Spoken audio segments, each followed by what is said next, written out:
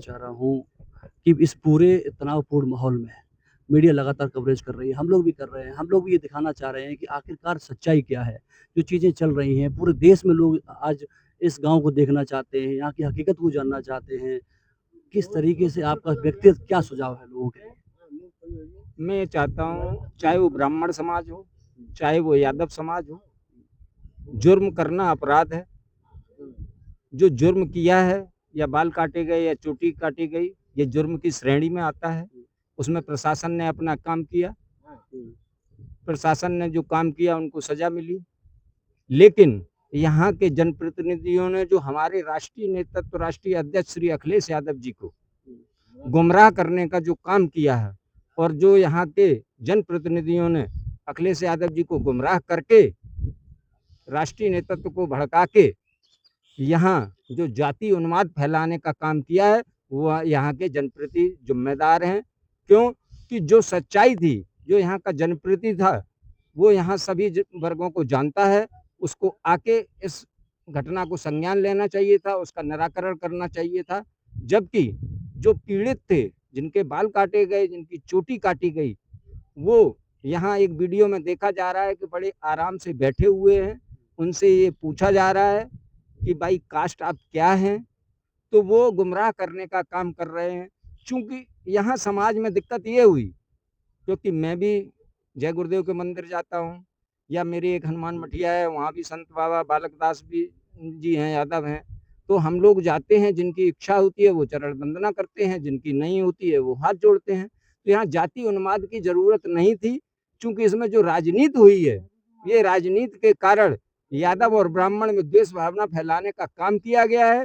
ये जो द्वेष भावना फैलाई गई है, उसमें ब्राह्मण समाज का भी नुकसान है, यादव समाज का भी नुकसान है।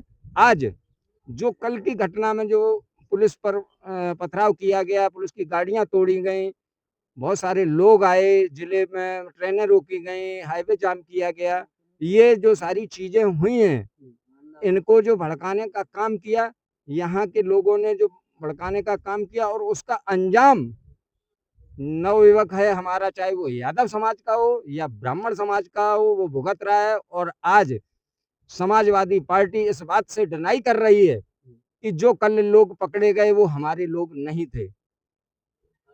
समाजवादी पार्टी ने तो पल्ला झाड़ लिया अपना कल प्रेस कॉन्फ्रेंस करके।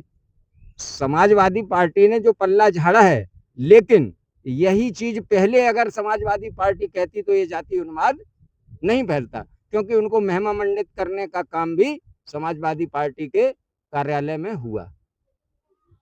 आप मौके पर आकर ऐसी घटनाओं का, आपका गृह जनपद था, ब्राह्मण भी आपका, ठाकुर भी आपका, दलित भी आपका, मुस्लिम भी आपका, सारी जनता आपकी है। हम ब्राह्मण समाज से हैं, हम भी समाजवादी से जुड़े हुए हैं। मैं पूर्व में जिला सचिव था, अभी वर्तमान में सक्रिय सदस्य और प्राथमिक सदस्य भी हूँ।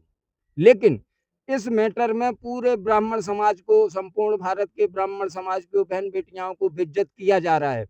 एक फेसबुक मीडिया के माध्यम से जो पूरे समाज देख रहा है, हर समाज का व्यक्ति देख रहा है, इससे जो ब्राह्मण की आहत हुआ है, उसको देखते हुए मैं आज समाजवादी पार्टी की प्राथमिक सदस्यता और सक्रिय सदस्यता से भी इस्तीफा देता क्या हूँ। अभी आप समाजवादी पार्टी में हैं?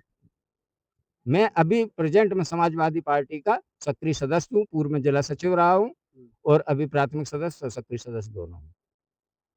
तो जिस तरीके से आपने देखा ये वही दादरपुर गाँव है जहाँ के लोग आज अमन चैन की बात कर रहे हैं। ये कह रहे हैं कि हम भी अब तनाव नहीं चाहते, लड़ाई नहीं चाहते, झगड़ा नहीं चाहते। हम लोग भी ये चाहते हैं कि किसी भी तरीके से अब ये मामला शांत हो जाए। और जहाँ तक जो लोग बात ये कह रहे थे कि दादरपुर गाँव में तनाव है, कुछ लोग कह रहे थे कि बहन-बेटियों की सुरक्षा सुरक्षित नहीं है, लेकिन वहीं आप मेरे साथ देख सकते हैं इस गाँव में बिल्कुल शांतिपूर्ण माहौल है, पुलिस यहाँ मौजूद है।